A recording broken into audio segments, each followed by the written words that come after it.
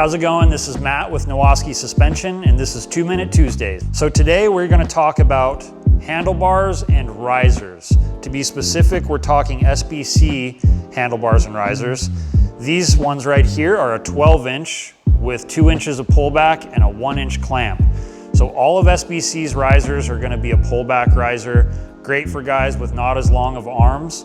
And also they're available in 6-inch, 8-inch, 10-inch, and 12-inch rise. As far as handlebars go, we have a low bend, a mid bend, and a high bend. This is a mid bend bar. I really like this bend. Also, for guys with newer model bikes that have wider hand controls, SBC has a solution to the slot. You're really not supposed to use the typical bars that have been out there for a while because it won't line up correctly. Of course, everything is notched for throttle-by-wire bikes. And one big thing that I want to mention about these bars is its DOM tubing.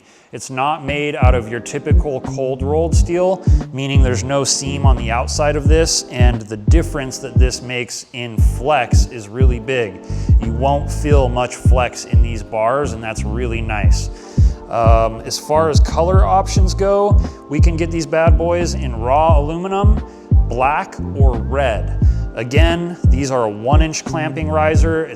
Make sure you're looking at riser descriptions because there are a lot of different options as far as 1 1/8" and 1 inch, and that matters. In my opinion, you want to buy a 1-inch bar for a 1-inch riser and an 1 1/8 bar for a 1 1/8 riser. You don't want to mess with shims if you don't have to.